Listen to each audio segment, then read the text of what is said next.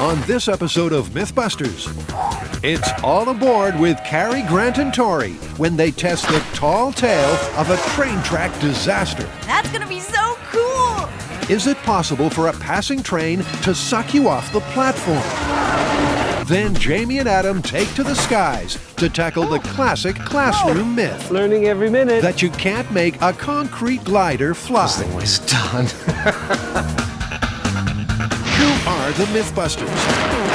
Adam Savage. Ants are all over my head, man. And Jamie Heineman. Gets me all worked up just looking at it. Between them, more than 30 years of special effects experience.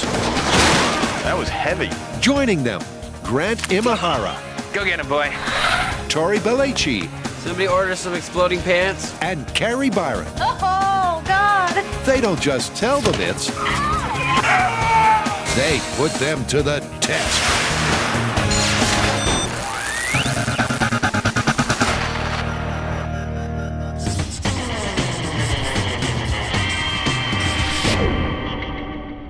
So Grant, you take the train a lot, which is kind of weird because most people drive or take planes. I like the train. That's cool. But you know, there's this one myth though, that if you stand too close to a passing train, it can create suction and pull you into the train. There is a yellow line to help protect you, so maybe that has something to do with it. This urban folklore conjures up every commuter's worst nightmare. Can the air pressure caused by a fast-moving train actually suck a person right off the platform and onto the rails? I have an original idea. Let's start in the small scale. Let's go find like a model train and build a wind tunnel and do some testing to see if you actually even have any suction. The first order of business is to set up a wind tunnel and blow some smoke across a model train. So while Grant huffs and puffs putting the wind tunnel together, Tori and Carrie get to go model shopping.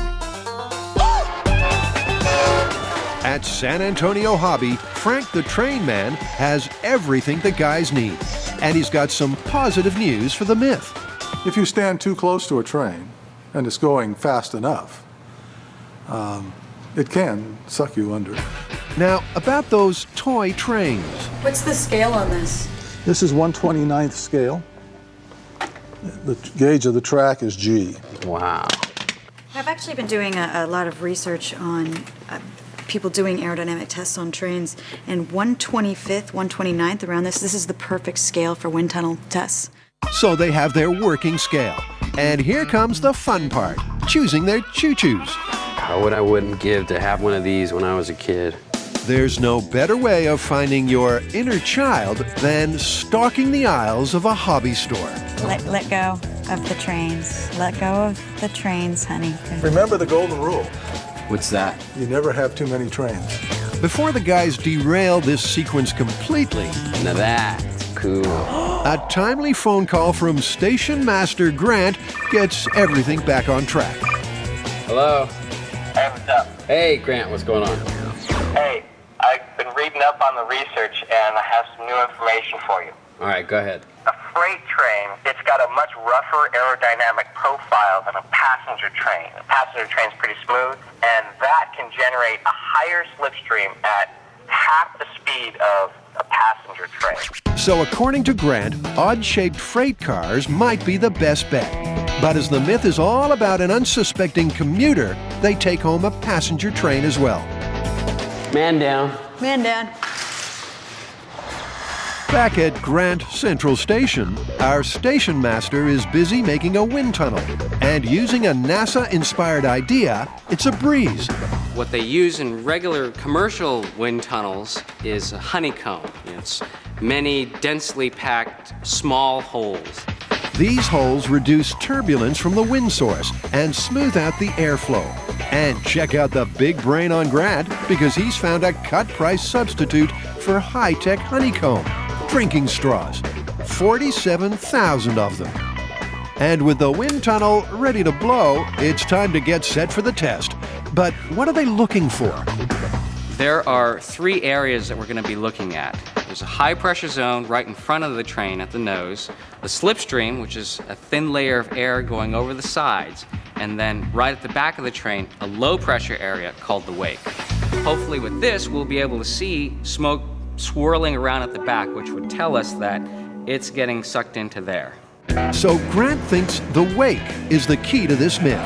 Could this swirling ultra-low pressure vortex, kind of a mini tornado, be powerful enough to pull someone off their feet and onto the rails? Tori, for this first test, do you want to turn the wind on? And Grant, you could be the scout. I'll turn on the smoke. The team's wind tunnel works a treat, so testing proceeds. First, with a passenger car. Yeah. Right there, little cyclone. That's good. You see the little vortex. And then the odd-shaped freight cars, which, like Grant suggested, appear to cause more turbulence. We're getting a lot of vortex at the end here. It's tough to see it in real time, but the high-speed camera confirms what our 3 sets of eagle eyes suspected. The small-scale trains really do suck. You still have a little collection of smoke right behind the train. And that's exactly what we're looking for. Yeah. Based on the experiments that we have just seen today, I really do believe it's possible for somebody to be sucked off a platform. Because the mini wakes look like they could definitely pull at least something nearby right into it. That's a green light to proceed to the next station. And Carrie, for one, is excited. We need full scales, full wind, full-size people getting sucked into the train. That's gonna be so cool!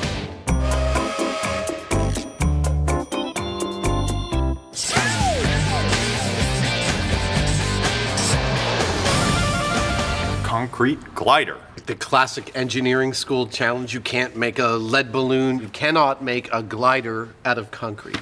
That's it. Somehow we've got to build a glider out of concrete. Adam and Jamie are on familiar ground when it comes to taking off with crazy contraptions.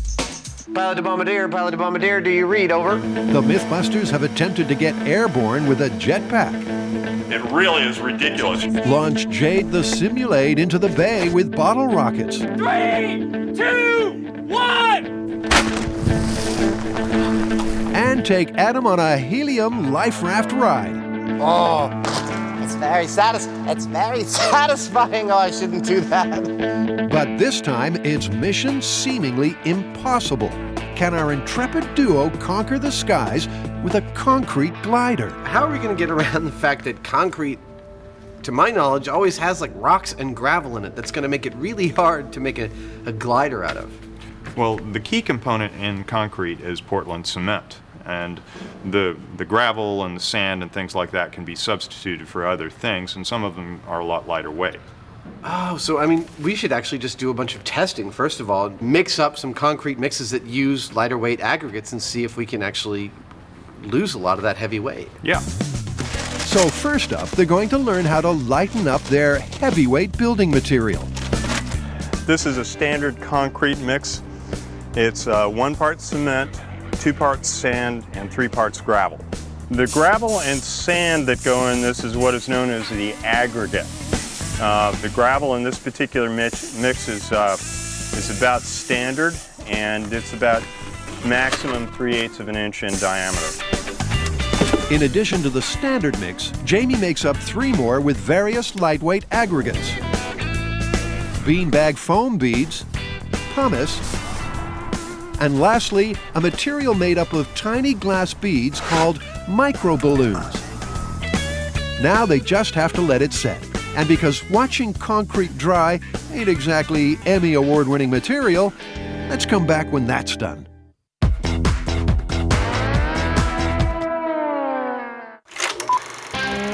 Concrete. With 6 billion cubic meters made every year, it's the most common man-made substance on the planet. Buildings, bridges, and freeways are all made of this ubiquitous material. But the question is, can you use it to make a glider? And will it fly? For answers, Adam and Jamie have come to Moffett Field NASA Ames Research Center for a crash course in aerodynamics. And glider guru Dr. Steve Smith has some good news. I'll bet you can make a concrete glider that'll fly. The whole question is weight. So if you build a concrete glider with some reinforcing structure inside and a lot of filler so that the concrete plus all the other stuff is still pretty light, then of course the speed required to fly to make enough lift to support its weight will come down, and you may get down slow into the typical range that modern sailplanes fly. Have you ever heard of a glider being made out of concrete? So actually, yeah, the Germans experimented with a concrete winged glider in World War II to be used as a glide bomb. I think it had some kind of a steel core, steel structure inside for structural strength, but they basically used concrete as a very cheap, quick way to form a wing shape around it. What are typical modern gliders made of? Well, the modern racing sailplanes are made out of pretty exotic materials these days. They're mostly built out of carbon fiber reinforced epoxy, Kevlar, fiberglass, all the good modern space age structures. So in our research, we've turned up this glide ratio. What is that? Well, the glide ratio is the slope that you travel along as you glide.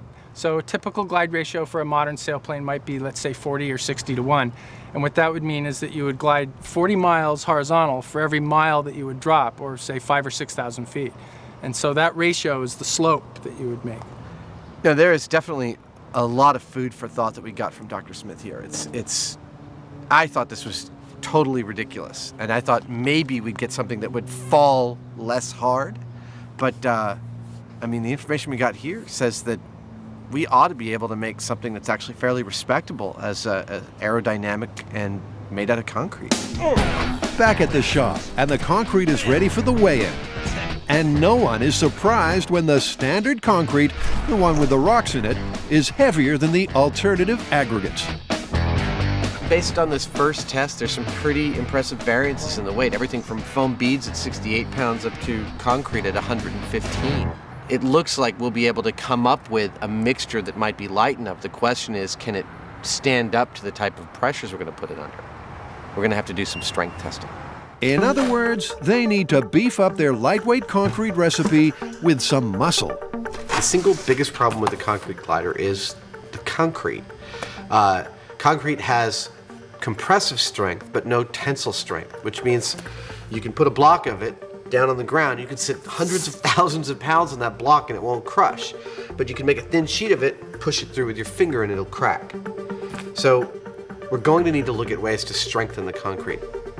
And one of the ways is with an additive material that adds a structure inside the concrete that makes it more flexible and more prone to bending without breaking.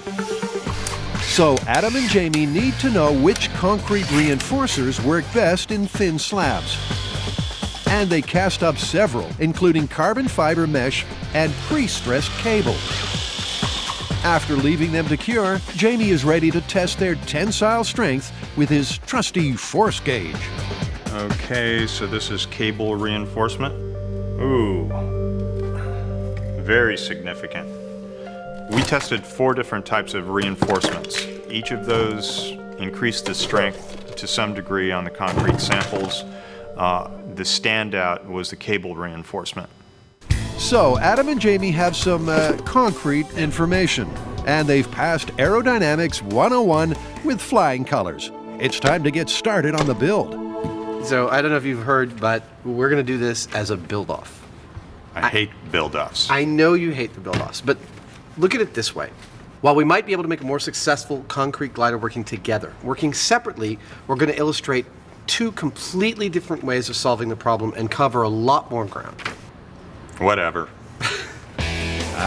The pointless competition. So loved by fans, so hated by the MythBusters. Adam hates losing, which happens a lot. I'm gonna kick your goldfish ass. And Jamie, well, there's nothing about these head-to-head contests he enjoys, except the cheating. Which is why Adam is insisting on guidelines set in concrete. There must be total secrecy. The glider can be built to any scale, and the winner will be determined by who achieves the longest relative flight. So let's hear from competition Scrooge Jamie, who he thinks will win. I have no idea who's gonna win, and I don't care. Bah! Humbug! We're back on track with the tall tale that a passing train could make your day really suck. The story so far has seen Carrie, Grant, and Tori testing toy trains in a wind tunnel, and the results mean they can move on to the next chapter.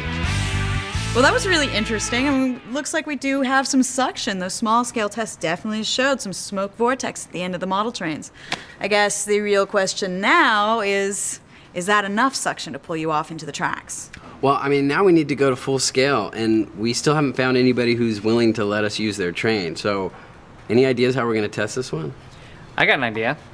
I think we should get out the chicken cannon and set that up and choose one of us as a test subject, purely at random, not it, and then see what effect the increased wind speed has on our bodies. The chicken cannon will give the team an idea of what kind of air pressure and wind speed it takes to topple a typical guy like Tori. Wow, that's so hot on you. Well, thank you. But before they turn Tori into chicken cannon fodder, they're going to do a preliminary test with a force gauge and harness.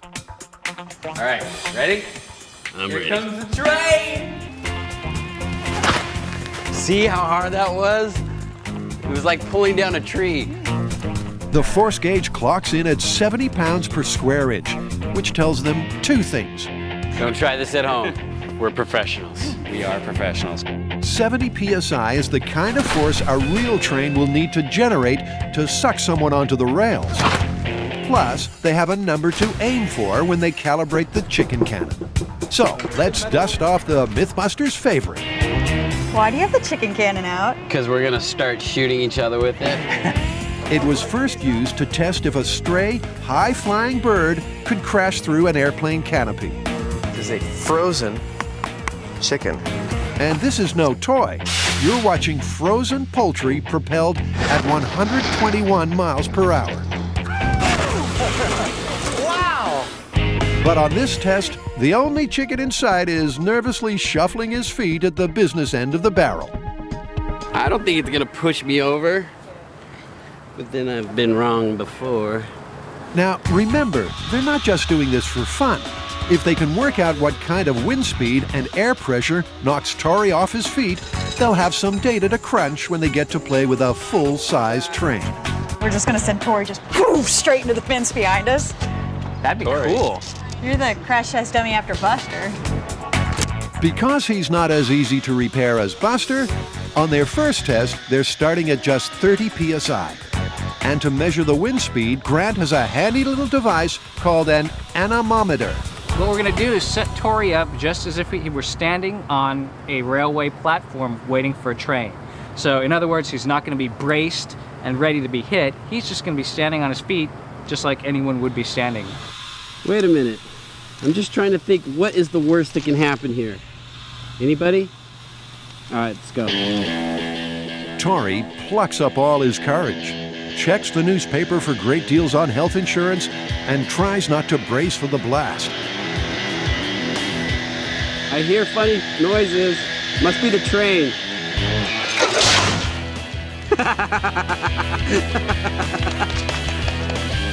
The 30 psi gust rustles up a wind speed of 24 miles per hour, and Tori is slightly unbalanced. And that turns out to be good data. Because in Europe, British Rail has set a maximum safe wind speed on the platform of 24 miles per hour. Apparently that threshold works. Yeah, 24 miles an hour. Now the guys want to ramp it up and see what it takes to suck you off the platform.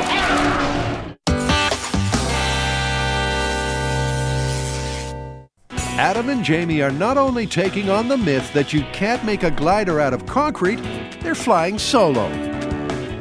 So what I'm going to do is buy a model glider kit, and I'm going to add weight to it until it just barely achieves what I need it to achieve. And then I will use that kit either as a mold or a guide for creating a concrete airplane. Remember, the rules state they can build on any scale. So Jamie goes shopping for a toy glider to use as a mold. This type of airplane right here has the most exceptional lift to it, much stronger material. Jamie selects two to test with. The first is a stealth bomber model that has excellent lift but is extremely unstable. And the second is a U-2 spy plane, which, with its glider-like wings, also has great lift but is less sensitive. Well, thanks, Bob. Okay, Jamie, nice doing business with you guys. You too. See you soon. All right. Back at M5, and while Jamie is using pragmatic shortcuts, Adam is taking a more intuitive approach. Basically, he's going to wing it. I'm trying to come up with a visceral understanding of exactly what it takes to make something fly. I don't just want to follow someone else's design and then have it screw up on me because, well, I just followed someone else's design. Incredibly, Adam's make it up as you go along approach seems to be working. That's cool. Right there, that's cool. I'm gonna do some actual, like, almost kite tests with this, just to try and figure out how this kind of size of glider might work. I'm just trying to learn all about everything I need to know within a day.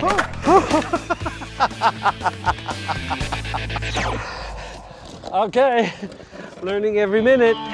It's a learning curve of precipitous proportions, but the addition of a tail fin provides some stability, and he seems pretty happy. That's good. That's a good test. Which means it's time to move on. I want to do a little more research. I might want to rebuild this thing in wood just to try the design out. Still not quite as heavy as the concrete, but if the wood flies, then I don't see any reason why the concrete shouldn't be able to. Now that looks like a crash and burn. That was about a 1-to-1 glide ratio.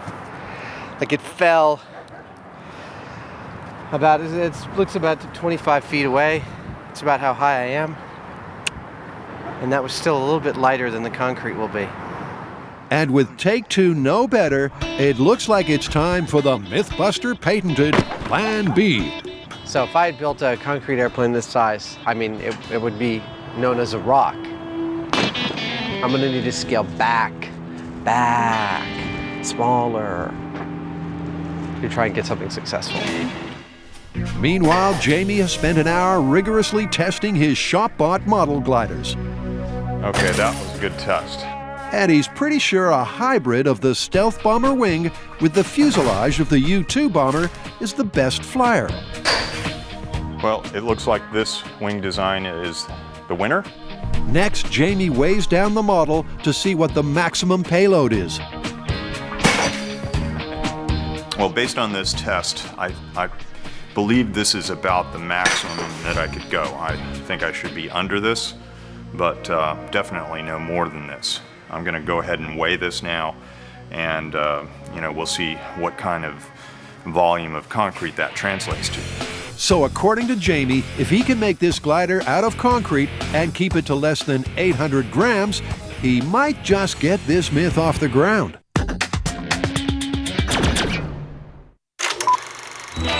Millions of us commute by train every day. So, is it possible we're just one step away from disaster? And if a fast-moving train can really suck you off the platform, the next generation of super trains traveling at 223 miles per hour could be lethal. Putting his body on the line for the myth, Tori has discovered a blast of air at 30 psi, which generates a wind speed of 24 miles per hour, won't knock you off your feet. That was nothing. Let's do 100 psi. Tori, how about 50 psi? I'm gonna give oh, dang. It blew my cover off. Whoa! That was sweet! Tori's still standing, but only just. Didn't knock you over on your butt, though. No, but it definitely knocked me back. It lifted my shield, and then it just ripped the newspaper to shreds. That 50 psi shot of air notched up a wind speed of 46 miles per hour, and Tori struggled to stay standing. It looks like the team have their knockout numbers. So really the indication, if your paper shreds when the train passes, you're standing too close. You might be standing too close. If you're not prepared for this kind of wind speed hitting you, I don't think you would have the reaction time to be able to hold yourself up. You would possibly fall into the train. But the big question is yet to be answered. Can a full-scale train generate that kind of wind speed in reverse? Will the wake at the rear of the train suck at 46 miles per hour? Fortunately for Tori, he won't be the one standing on the platform to find out. That job goes to Buster's ballistics gel brother, Ted. Our fall guy needs to be as lifelike as possible.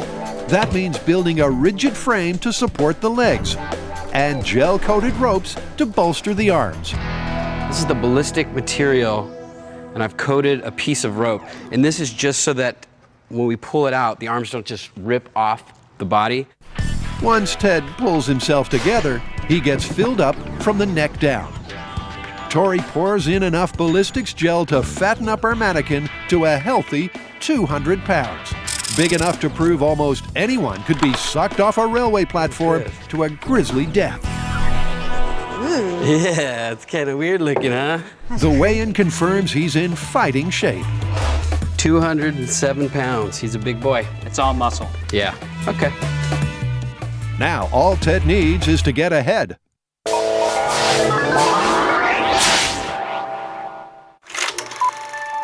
Modern gliders or sailplanes make it look so easy. Their state-of-the-art designs and space-age materials contribute to incredible glide ratios of over 40-to-1. That's 40 miles of travel to 1 mile of vertical drop. Adam and Jamie have got the tough job of trying to recreate that effortless flight with a glider made of concrete. So far, Jamie's having some success. He's made a mold from his toy glider and carefully mixed cement, sand, fiberglass, and water into paper-thin wing sections. And the fresh concrete mix is almost ready for curing. Jamie may be up, and away. I don't know how to build airplanes. But Adam is still grounded. So I looked into the origins of the glider, and I come across Cayley and his proto-original coachman-carrying glider. Cayley was an amazing aeronautical experimentalist. He died, I think, in the mid-1800s, 50 years before the Wright brothers' first flight with a powered airplane. And yet, the experimentation he was doing on wing shapes and glider shapes and the forces involved of lift and drag are absolutely astonishing, considering that his work went largely ignored for decades after he died.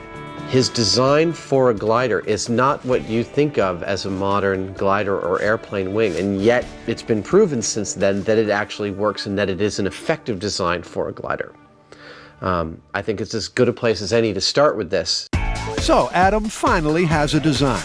Now he's got some catching up to do. Well, now I got to draw out the pattern on this foam, and then I got to start like sanding and sculpting it, really. With the mold ready to go, Adam lays out carbon fiber mesh for strength. And then he casts his lightweight concrete mix onto the foam mold. And like Jamie, it's just a question of getting his concrete glider to cure. But this being MythBusters, time is of the essence. I am prepping my mold to hopefully set faster than 28 days, which is the recommended setting time for this concrete. Keeping the concrete moist in a warm environment is as much as they can do to encourage the curing process. Concrete sets in hours, but curing is a chemical process that takes weeks. Jamie is first to find out if their accelerated curing technique has worked. That's got to be about the thinnest piece of concrete you ever saw. So far, so good. But as he assembles the wing sections, Jamie finds he has a weightier problem than the curing process. His maximum weight of 800 grams has been busted. Right now it weighs about 1,300 grams, which is about twice what it needs to weigh for it to be in the worst case scenario where it just barely is flying. And this is without any of the other structure on it. This is just the basic, this wing shape. But the Berate one has an ingenious solution. He's going to use the bottom sections of the wing as the entire wing. This was originally just the bottom section, and not a very structural part of the original wing. But seeing as how it was so overweight, now this becomes the actual wing itself. By putting a little bend in it, I think we'll get to the same place.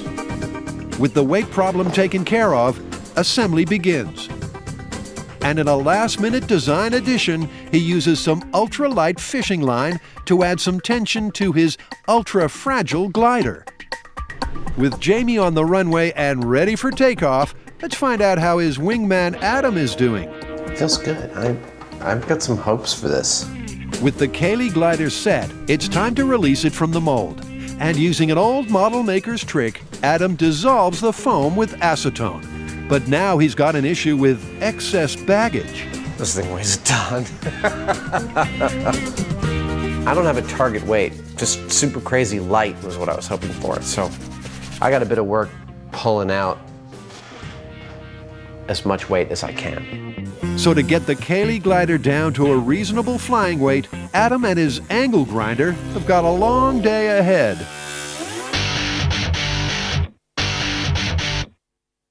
Our team of train spotters have tested toy trains for turbulence. They've toppled Tori with a tug of war and turned him into chicken cannon fodder. It's time to take this test to the full scale. After months of searching, our researchers have found a railroad in Albuquerque, New Mexico that's willing to give it up for science. The line is still being built, but there's enough track to push this rail runner engine to its legal speed limit of 79 miles per hour. So, Robert, have you ever seen anything suck towards the track, on the station? Me personally, I never have. I've heard of it. So Robert, our driver, thinks it's plausible, but the engine he's driving is hauling 2 passenger cars, which we know create less turbulence than freight cars. But this legend involves unsuspecting commuters waiting on a platform, so it's really the best way to test the myth. Yeah, I was very pessimistic about this myth until I saw the size of this train. It's huge. I can't believe anybody's gonna give us something this big to play with. I could see this actually being true. If Ted could speak, he'd probably be screaming, "Why me?" But misery truly does love company, and he won't be alone out there. Something else we'd like to try today, we brought a baby stroller with us. It's not part of the myth, but train traveling parents often have their stroller with them. And because it's on wheels, the guys think it will help illustrate the suction effect. The stroller may get pulled off the platform, even if Ted and his 200 pounds are unmoved. No, his back wants to be to the train. It's like he's got a headphone on, he's listening to music, he doesn't know the train's coming. Okay. The expression says it all. Ted ain't exactly confident, but Tori thinks his chances of survival are good.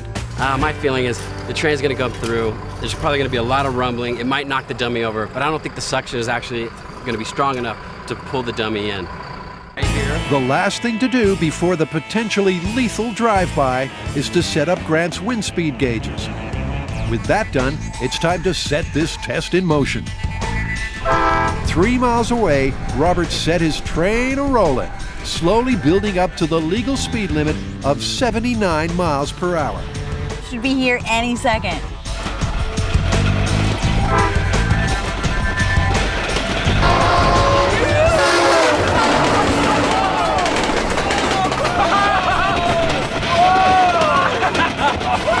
That was awesome! That was intense. Ted's been tipped sideways, and the stroller snapped its line. In fact, it's taken out a camera. So the stroller, the line snapped. It got pushed so hard. Are you and serious? sucked that way. Oh, jeez. My God. So any mom that has her stroller that close to the train.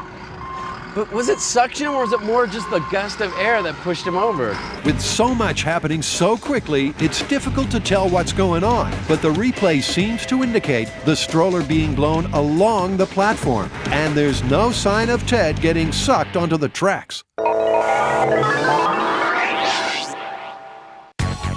The myth of the concrete glider has brought Adam and Jamie head-to-head in an aviation dogfight. And to find out who's going to be Top Gun and who's going to be the goose, it's time to get a visual on the enemy bogey. Ta-da!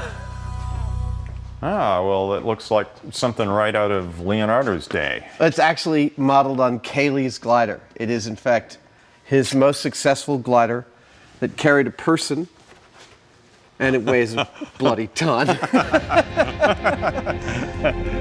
Yep. his thing is going to drop like a stone when he lets it go. I mean, you can see by the shape, it's not got very much lift involved.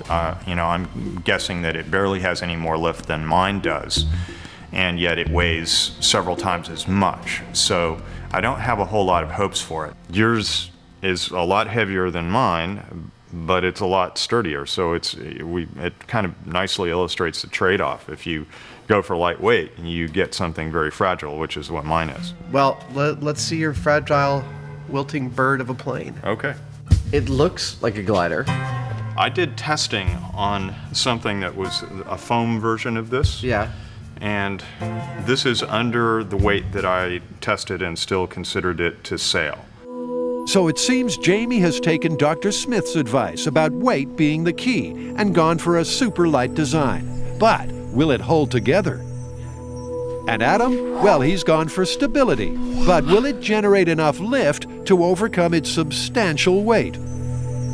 Next, and at the weigh-in, in this corner, weighing in at... the scales confirm Adam's worst fears. At just over 600 grams, Jamie's wilting bird is a featherweight. This is basically concrete with a few pieces of string, and I think it's a fantastic attempt at foiling the myth that you can't make a glider out of concrete. Adam is next, and with over 2 kilos of Cayley glider, he's definitely in the heavyweight division. So with a heavy heart and glider, Adam has defeat firmly in his grasp. Let's set up a wind tunnel test so we can figure out how many different ways you've probably beaten me in this contest. Okay. Using Grant's drinking straw technique, Adam breezily whips up a wind tunnel.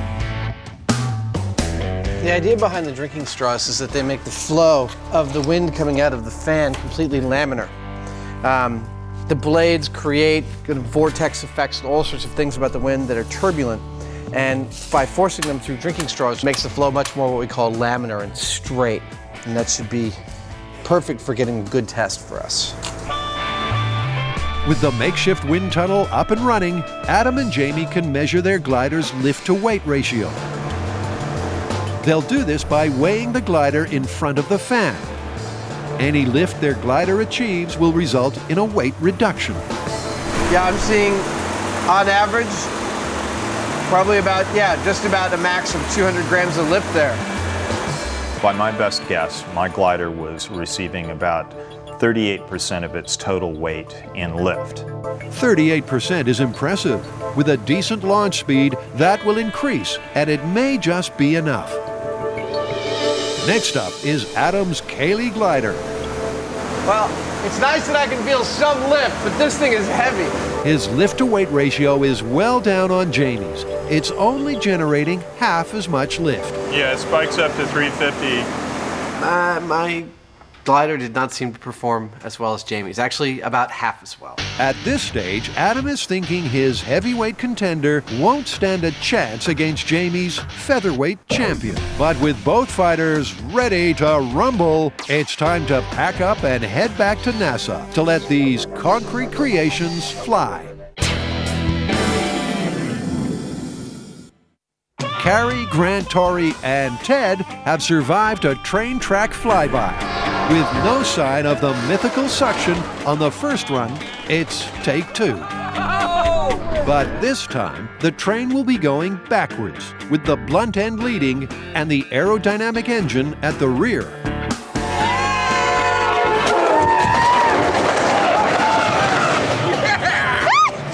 Dang! Dude, look at the stroller. Oh my God! Look at the stroller. He got thrown off the platform. What? Incredibly, Ted is still standing. He wasn't even blown back. But Grant's battery of wind gauges has its own tale to tell. On our first run, with the train coming this way, and the aerodynamic tip leading, we had parallel to the train, wind speed of 49.9. The second run, with the flat end leading coming this way, we had on this one 26.8. Whoa. So the wind speed on that run was actually less. So according to the figures from the chicken cannon tests, both runs generated enough wind to make a typical guy stumble. But it's all blowing straight out or parallel to the track. It looks like the turbulence, moving with the train and away from the track, trumps any wake effect there may be following the train. But Grant is a hardcore train spotter and wants just one more try. I'm down here at ground zero, monitoring these anemometers, and it is really scary as the train passes and this huge cloud of dust and everything, and it gets stuff in my teeth. It's very exciting though, but scary. Once again, Robert the driver winds his engine up to full speed.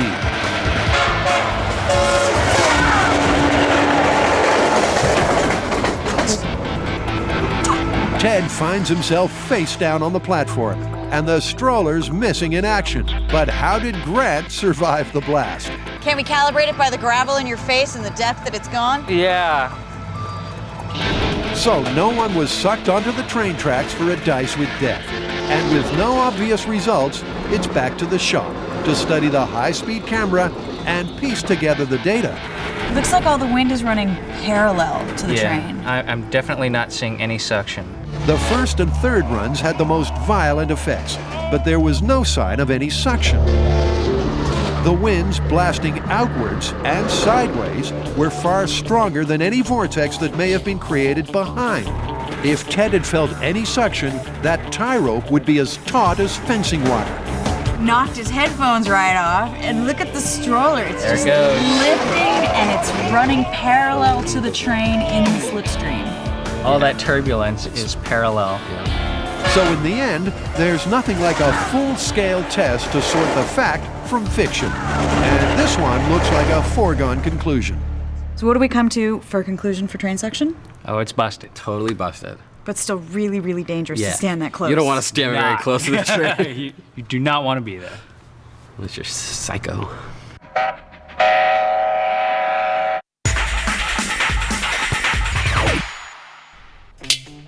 Ow! Well, Adam, what are you doing? It's time to test these things. Are you ready? Ready as I'll ever be. Me too. Okay, let's go. It's launch day, and in search of perfect test conditions, our pioneering pilots touch down back at the NASA Ames Research Center. We're back at Moffett Field's hangar number 2 where we shot helium football, and it's ideal for the concrete glider tests for the same reasons it was ideal for helium football. We can close the doors of this huge space and eliminate any wind. Dr. Steve Smith, MythBusters' font of all flying facts, is there to check out the designs and offer some last-minute advice. Crucial question on this one is going to be where the center of gravity is so that it trims. Well, where should it be? So somewhere probably between 25 and 30% of the length, maybe. About right here? It turns out that it's not just about reducing all the weight possible from this, because if it's super light but balanced incorrectly, it's still just a stone. Next, Jamie presents his featherweight wilting bird. But does Dr. Smith think it'll fly more like a paperweight? Yeah, that's impressive. That's beautiful. Cables stay bracing and everything. Look at that. Wow. It's paper thin. Wow. Oh. Dr. Smith's upbeat reaction to their designs has fueled their enthusiasm. But his advice means Adam and Jamie have some tweaking, trimming, and testing to do. To get the balance right, Adam is stealing another of George Cayley's design ideas and adding a gondola. The weight beneath the wing can be adjusted to move the center of gravity. Plus, it should stabilize the glider in flight. Jamie has also been busy shifting his glider's center of gravity further forward. It looks stupid, but we don't care about that right now. It's a concrete airplane. What are you going to do? It may have been called Big Nose at glider school, but it's ready to fly. And while Jamie has been picking his glider's nose, Adam's been getting some launch advice. I figured out with Dr. Smith's help, actually, Dr. Smith figured out with my help. And by help, I mean I supplied him with measurements. He was able to calculate that it should fly at around 20 to 22 miles per hour, about 30 feet per second, if it is to hit its ideal speed to glide ratio. And because his throwing arm won't manage 2 miles an hour, never mind 22, he's got a cunning plan. He's going to use a zip line, tow line, and quick release.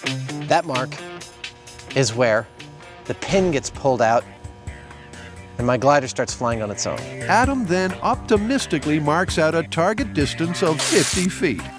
That's how far I want to travel.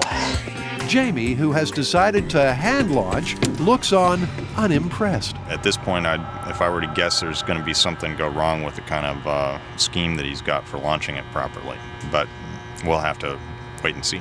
Now, I'm about to let go of this. You got the hook? Yep. Oh, buddy. Okay.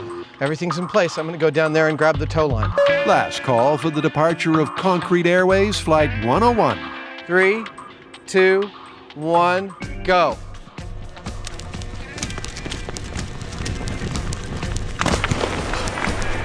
Well, the launch was successful, and Adam's Cayley glider has survived relatively intact.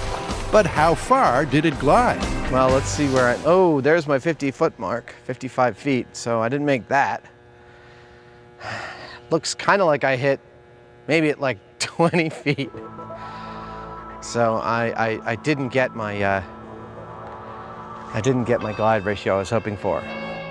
But hold on, there's a catch. Adam thinks his glider released from the zip line and began flying on its own at a height of 20 feet before gliding a distance of 20 feet. But there's been a recount. My glider released from its catch off of its guideline at about 9 feet off the ground. It then flew close to 34 feet before hitting the ground. Now, 4 times 9 is 36, so 34 feet means I came devilishly close to a 4-to-1 glide ratio. I'm stunned, actually. I could not be more pleased with these results. I know I was shooting for 55 feet, but really, I was hoping for anything over a solid drop into the ground. It flew very stably. That is really clear, which means that, I mean, we only had one chance. I only had one chance to trim this thing so that it would fly straight, and it did. I feel really, really good. Incredibly, Adam has gone from underdog to top cat. Jamie steps up to the plate, but he's stubbornly sticking to a manual launch from the stairwell, despite Adam's successful flight. I don't want to screw around and, get some kind of, zip line going and all this kind of stuff. I'm just going to throw it and see what it does. With a spring in his step, Adam measures out the target Jamie needs to exceed to succeed. We know that Jamie's 28 feet off the ground, so if he wants to hit a 4-to-1 glide ratio, he's got to get his plane to hit the ground at 112 feet.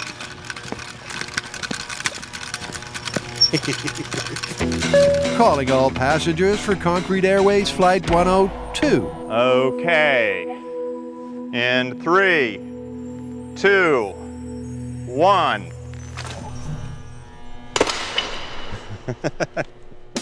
Well, there you go. Jamie's wilting bird took flight and then took a nosedive. In other words, his concrete glider was all concrete and no glide. Congratulations, you won. I'm going to enjoy this for the short while that it lasts. Jamie's 1-to-1 glide ratio was not even close to matching Adam's soaring achievement of 4-to-1. And, it's possible Adam will let Jamie forget about this. It's not really about who wins or loses. It's really just about illustrating the concept. But I won. But unlikely. All gloating aside, what about the myth? Did the guys prove anything about the concept of a concrete glider? Aerodynamics of planes don't scale up very easily from small to human size. But that being said, I think there is actually a tiny chance that that one could build a human-sized concrete glider. I'm not sure that I would get into it, but I'd certainly give Buster a ride. Well, Adam, I don't think either of us were really that happy with the gliders, but we did prove that it can be done. I'd call it plausible, but not recommended. Yeah, the big thing for me is that you only got one shot at it. It's brittle. If you crash with the things, it's over. But, I think we also proved that if you really think through your launch and you do it correctly, that you can actually get some gliding done. We're strutting a little bit, are we?